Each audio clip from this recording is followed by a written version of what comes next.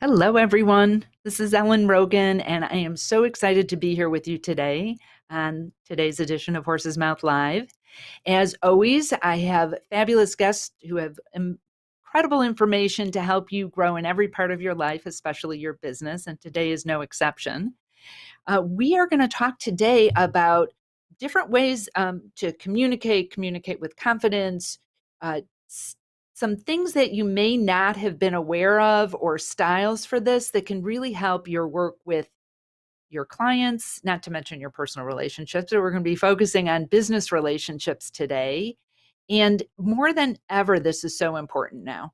We're communicating with clients pretty much virtually or over the phone. Most of us don't get to see people in person. And so it's highlighted how fabulous our communication skills are, or maybe how less than excellent they are. So we have a perfect person to talk with us about this today. And our guest is Yvonne Silver. And let me give you a little bit about her background. Yvonne and I met through an organization called the Evolutionary Business Council, which is this beautiful group that we're both members of. That's a global group of thought leaders. And Yvonne is not only a writer, she is an author of a best-selling book um, about communication.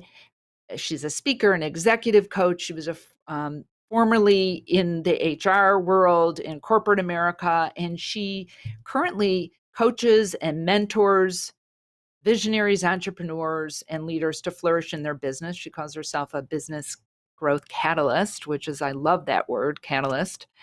And she does a lot of this by helping people master their authentic voice and have powerful and confident conversations. And I don't really think there's anything more important as we're working with clients or you're in sales than your ability to communicate powerfully.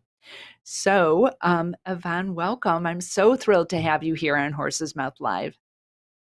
Well, thanks, Ellen, for the invitation. You're doing amazing work, and this is just one great way to spread some important information. So thank you for the invitation.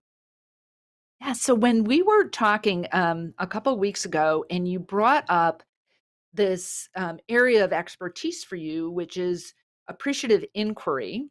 And you have really refined this in terms of the sales process, calling it appreciative sales kinetics.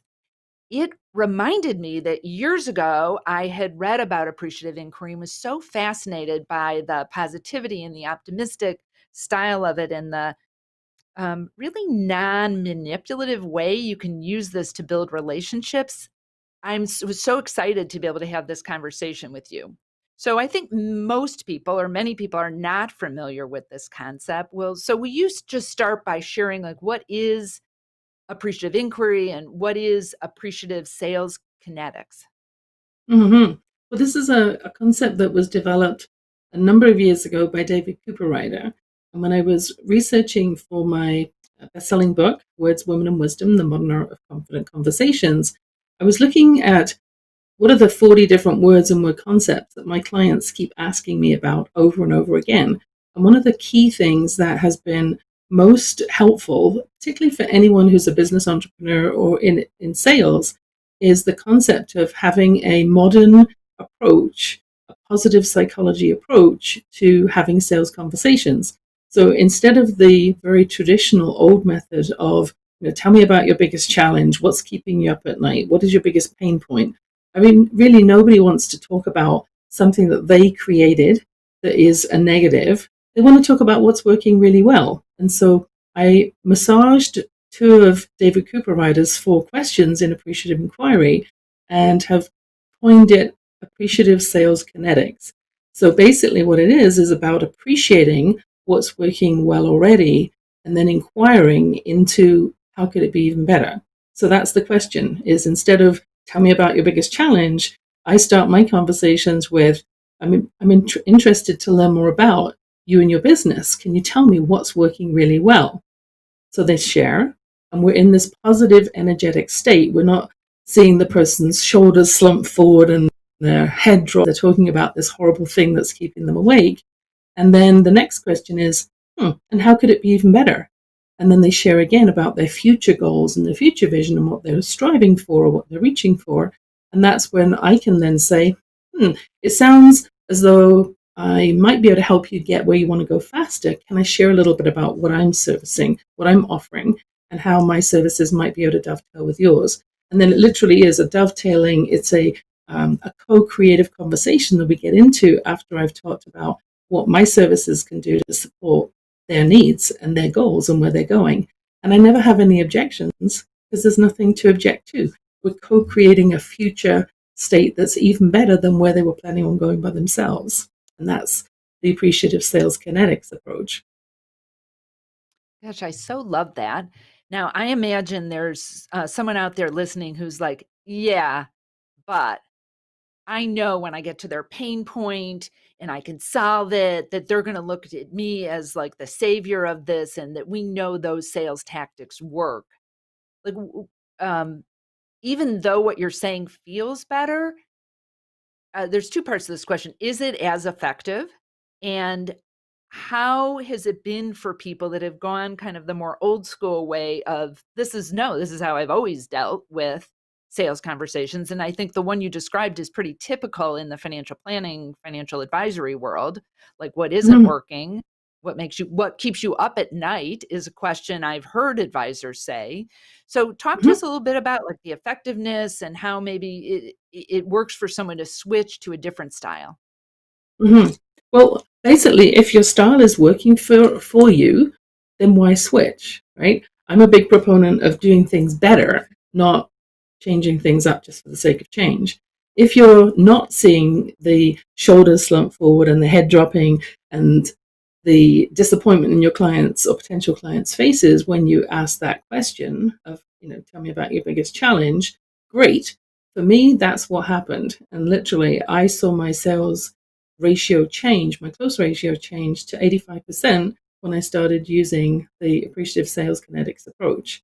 And the other thing I love about it is if you're going to build a long-term relationship with a client, and I call them clients as opposed to customers because it is that nurturing long-term relationship that I'm building, then you want to start off in a place of positive energy. You don't want to start off in this negative ickiness. I mean, it's great to know that you're the savior, but at the end of the day, is it about you or is it about serving your client? Yeah, and when you were describing someone slumping over or feeling like that, I think people have so much shame when it comes to their money, whether it's deserved or not. Like, we people are goofy when it comes to money, and just because we've all been brought up with different beliefs. And so in those conversations where an advisor is talking to someone about, what keeps you up at night, what worries, we know that money keeps people up at night. You almost don't even have to ask that. But this idea of having a more optimistic conversation, what I'm envisioning is how beautiful that is, that this client or prospect, hopefully turning into a client, will associate you with feeling better and positive versus, I remember when I had my practice, sometimes people would come in so worried. It was almost like they were going to the dentist expecting the pain. Yeah, And then after a while, they like exhaled and felt better after a conversation with me. But there's a lot of anxiety that can come up. And so has that been your experience? Like, how have people felt as a result of these conversations? yeah. Well, I haven't directly been involved in the selling financial services, although I've been on the receiving end. And a lot of times it's a bundle with financial investments. It's also got life insurance, and there's a lot of products. And I very often felt that I was being fire hosed. And to me, the opportunity for a great sales relationship and serving our customers is when we use our two ears and our one mouth to listen more than we talk. And so that starts the conversation off when you're appreciating what's working really well.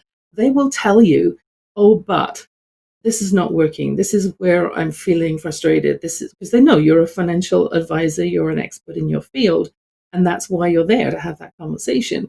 We don't need to poke at them and get them all embarrassed and shameful to be able to bring to light what they really want to talk about. Um, yeah, and that is, when you were describing that like a fire hose of products, I think that many advisors feel like they need to evidence their expertise. like, no, I am the expert, I am the advisor. And we have, I think you know Lisa Dad from the Evolutionary Business Council. She was a guest earlier.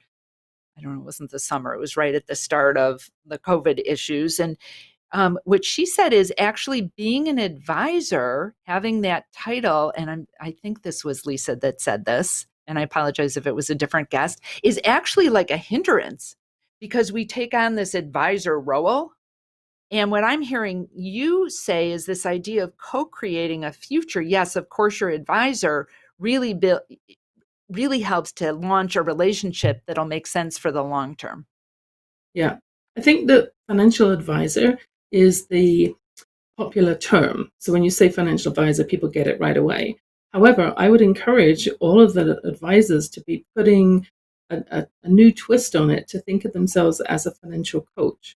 So by doing that, it's about helping them to become independent. It's about helping them have better practices themselves so that they can have success. And at the same time, the tools that they're using are going to be your tools. They're going to be your financial products. The other thing is being very conscious that when you ask that question, what's working really well, that you're not going into telling mode and starting to fire hose with information. Because I've certainly had that even at networking meetings where I'll ask, so what do you do? And the person launches into their pitch and it's like 5 minutes. And I'm like, whoa, hang on a second. I'm backed up against the wall now. And so, what I do is when people say, well, what do you do? I say, I teach people to flourish in business, women in particular, and help them to have more sales and have an empowered team. And then I stop talking. And if they want more, they'll ask me. I don't keep talking at them. It's a conversation. It's a two-way communication. And if they feel invited to the conversation, then they're going to keep asking for more. Because we really don't need to beat people over the head, is my thinking around sales. Yeah, I think that a lot of this has to do with some self-awareness also, as someone who's talking to people. Like, are you fire hosing them? Are you talking too much about themselves? I mean, I think that most professionals know you're not supposed to talk too much about yourself, but is that part of the process that you've always done? Like, people sit down, well, let me tell you about me. And to really relook at that. So, as you said, if it's working fine, I would encourage you to say, well, what would happen if I try this? What happened? Mm-hmm. This question isn't so weird, like what's working well. It's not like you're asking, sometimes there's programs I've seen that there's just some odd question that just doesn't feel authentic. But I can't imagine anyone feeling like that was a difficult question to ask. What's working well? What would make Mm-hmm. it Well, even better? Yeah. yeah, because ultimately we all know that everyone likes to talk about themselves. So you're giving them that opportunity. And most of them, if they have a financial question, are going to orient what's working really well towards what's happening in their finances that's working really well. But if it doesn't, it again gives you more information. They're talking about their family all the time. They're talking about their promotion all the time. They're talking about this, their trouble with their grandma or whatever it is. So it gives you so much more information to tailor your products towards, because they're telling you what's important to them. That's great. One last question about this, and then I want to make sure we talk about this really interesting personality test that you've gotten involved in. Um, do you ever have someone just go, oh my God, nothing's working now, everything's a mess, and they start like cycling down this difficult path that is kind of the opposite of what you had hoped they would go down? Um, I've had I've had somebody have a meltdown when it's something that's clearly very emotional, very top of mind, very much on the surface for them. That would probably have happened if I'd have said, "What's your greatest challenge and what's keeping you up at night as well?" And so in that case, I always, as a coach, always have a box of tissue, a packet of tissues in my handbag anyway.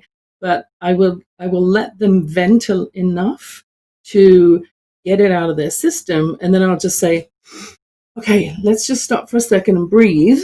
So I'm trained in Reiki as well as executive coaching and chartered HR.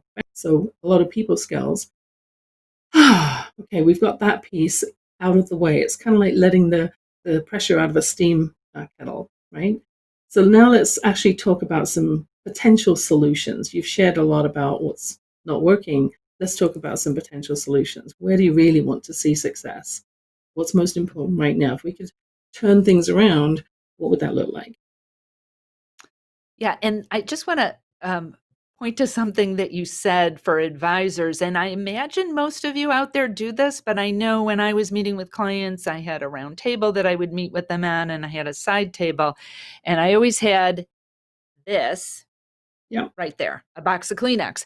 And then it wasn't like this whole big deal, like, let me get up. And then they feel weird for crying. You know that they're comfortable. Not that you want people crying in your office, but you need to make it okay when that happens. And if that happened at a first meeting, I'd be like, oh my gosh, I'm doing, this person's feeling really comfortable with me. And that's a great thing. Not that, again, you want people upset, but that there's Mhm. this comfort level that it's okay. And by having tissues nearby, it just reinstates, like, there's nothing weird about the fact you're doing this. People do this, and here's some Kleenex. So Yeah. It's good. also similar to when I was interviewing in my HR career. I interviewed and hired about 6,000 people. And so that rapport building before they got into the interview, because job interviews are one of the most stressful things in people's lives, other than public speaking as well. So I would always have tissues, but I'd always have something else on the table, a little plant, a pen and a note paper or sticky notes and the tissues. So it wasn't like an obvious thing that they were going to need tissues. Okay, good point. Thank you. Very well taken. So when you and I set up our connection call a few weeks ago, we had met before, but really hadn't had an opportunity to connect. And um, you, as part of your scheduling process, had me take a this personality assessment test, and it was fascinating. I've done a lot of these. I have a whole drawer of tests because I find them interesting. Some of them are like, nah. This was a whole different animal. So, talk to us a little bit about how you got involved in this, how you see it's useful, and a little bit more so we can understand why this might be different than some of the things that advisors have experienced for themselves or maybe their team before. Yeah. Well, with COVID, I mean, I was certainly taking the opportunity to refresh my business plan, pivot a little bit in my business, and looking at where else could I shore up my coaching education, because my executive coach training is now 10 years ago. So I got invited to a information masterclass with a colleague of mine. And I was fascinated right away because I've done a lot of personality style tests in my human resources work that are based on psychology. And then I learned about this bank personality assessment, which is based on what they call biology, Buyology. And it's the only test that is out there that is scientifically validated, and it's based on buying behavior. So when you take the personality style test, it's 90 seconds. It gives you an opportunity to sort your values into one of four categories. So I'll just show you this, a little bit of rustling here, but basically there's actually four different personality types, and they're all very different. So they're color coded. So I'll give you a couple of examples. So with the action type personality, for example, you've probably run across some of these people in your office as well.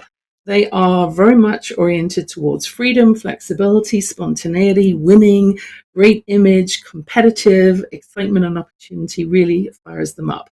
They love being on the red carpet. Those are your action type people, and there's a picture of a microphone there. Whereas if your personality came out as a blueprint personality, you would be more stable, structured. You love systems, you love planning and processes and predictability.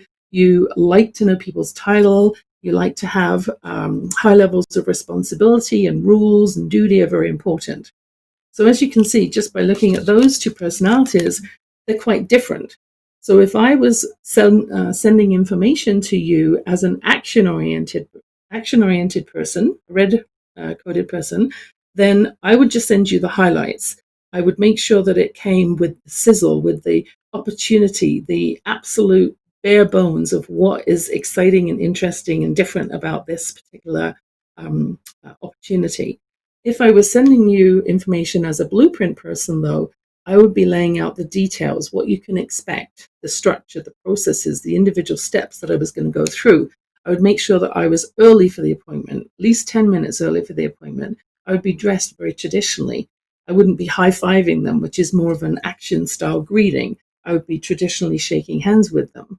So the report that you're going to get back, if you invest 90 seconds in taking the bank personality style assessment, that little test, will be a 20-page report showcasing your preferred communication style first, how you like to be communicated with, and then the three primary others.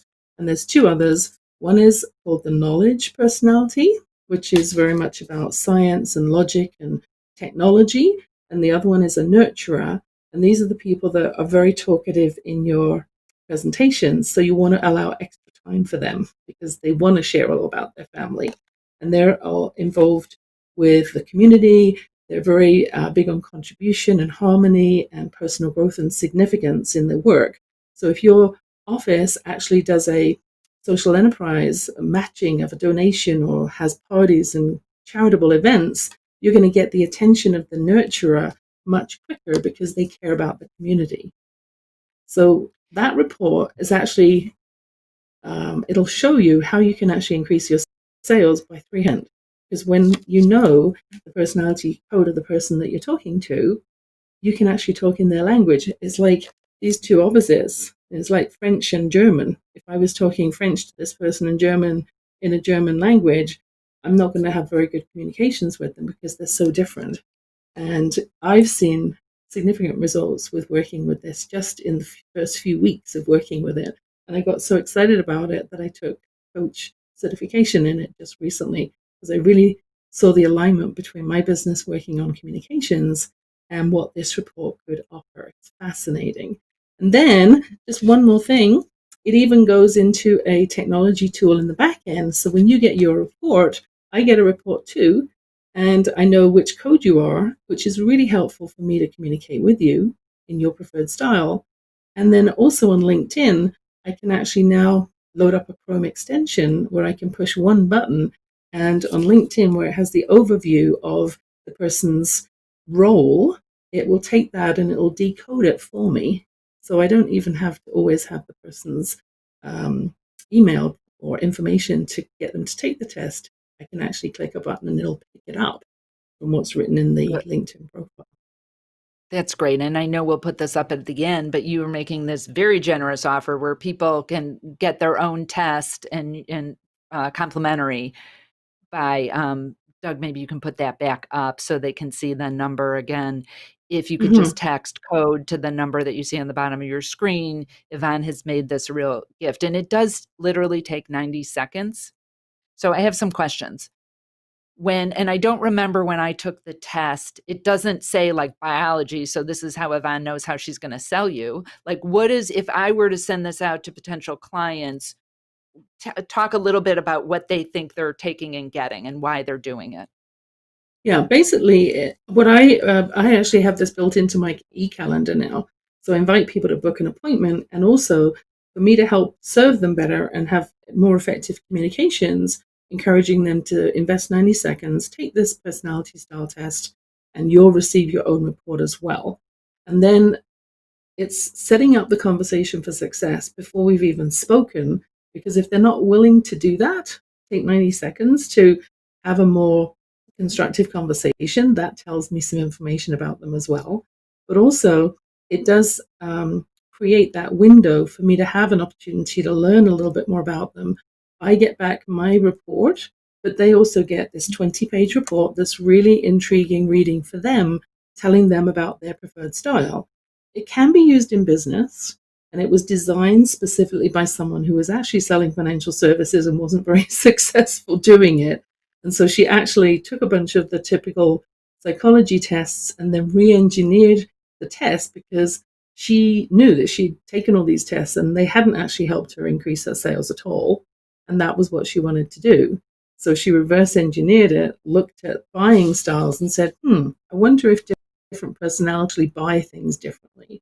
And over the course of about 3 years, evolved this system, tested it out, and her results skyrocketed to making over, I think she went from 70,000 to 500,000 in about 3 years, and then just continued to climb from there. So they get their own report, which they love. It's the $99 value, but you can gift it to them, which is always a great way to start a relationship in the energy of reciprocity. And it is about effective communication. So you can use these same things with your kids, with your family members, anyone that you're having a conversation with. If you understand what excites them, then it's a much easier conversation because you're talking their language.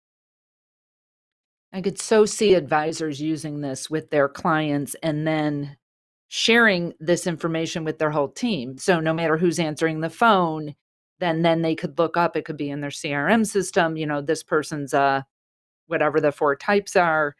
What Yep.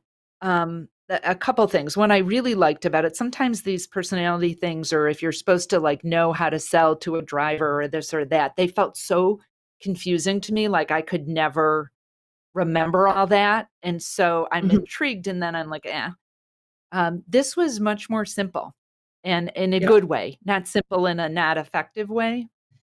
Yep. Um, do you And, ever and so use the personnel? Go ahead.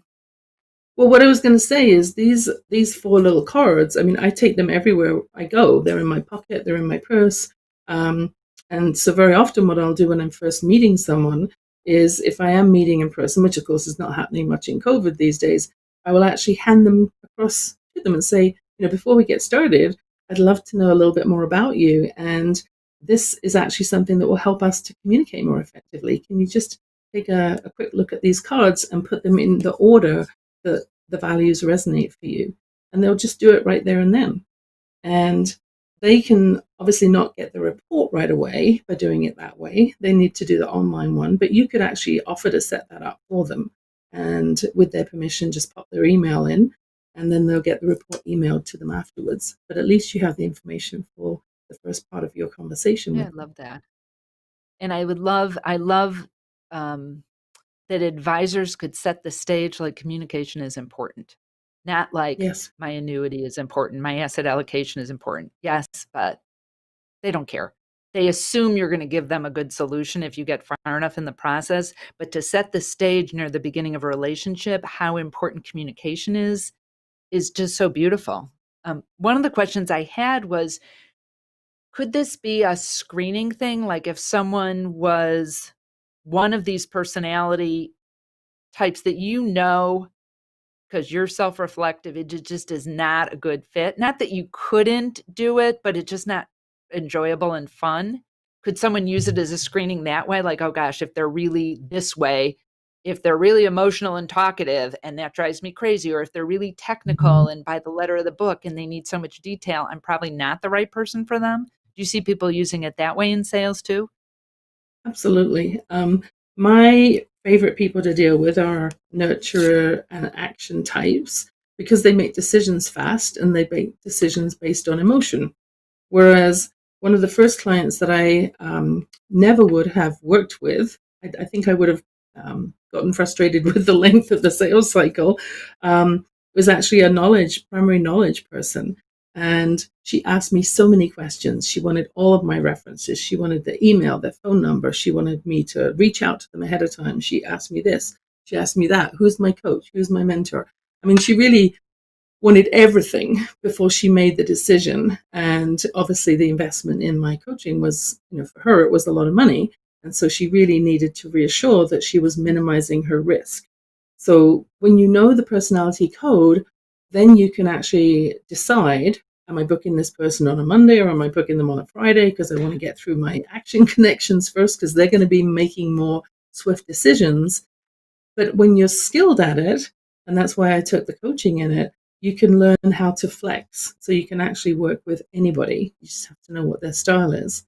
If you have challenges connecting with your kids, especially teenagers, for example, it might be that your teenager is actually a blueprint personality and you're an action. Or maybe it's the other way around. Maybe you're an action and they're a blueprint.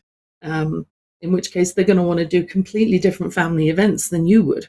Go on holiday, it's going to be an argument because you want to do one thing and they want to do something else because they're motivated by different things.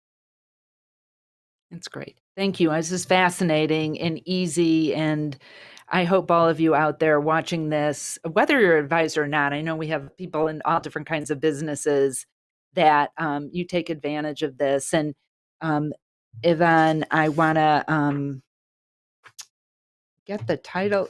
Tell us the title of your book again. Words, Women, and Wisdom, The Yeah. Modern Art of Confident Conversations. It's an international bestseller. It's, I'm assuming, available on Amazon. Where would people find this, Yvonne? Yep, it's on Amazon. It's also available on my website as well, but Amazon is the best place. And basically, it's this book here. So it's Good. 40 different Perfect words and word author. concepts, and it's got some sections in there that are more oriented, obviously, to women, and yet some of these other concepts, like appreciative inquiry, really do apply to anybody in business, no matter what your level or gender. Right. Well, thank you so much. And I hope all of you out there look up Yvonne and her work. And it's fabulous. And I'm really grateful for this information today. Thank you, Yvonne. Thank you, And for Ellen, for all the of you, opportunity. yes, for all of you out there who are watching this live or watching it on the recording, I am so grateful that you're here. And we're Tuesday each week, we're having live shows. I hope you'll join in. And if you can't be here live, watch the recordings. And if you want more information about me, you can find that at ellenrogan.com. And if you go to ellenrogan.com/horse's mouth, I have a special report for you about what clients crave. And I'm updating that all the time. So I encourage you to go get that. It's a complimentary report. And I'm just previewing, I'm very excited. There's going to be a new program that I'm launching with Horse's Mouth this fall called The Extraordinary Advisor. And we're going to have more information on that for you in the next few weeks. So keep your eye out for that. And as always, so grateful that you're here. And the question to ponder today is, how big of a positive impact are you willing to make? And remember, create great and be great every single day.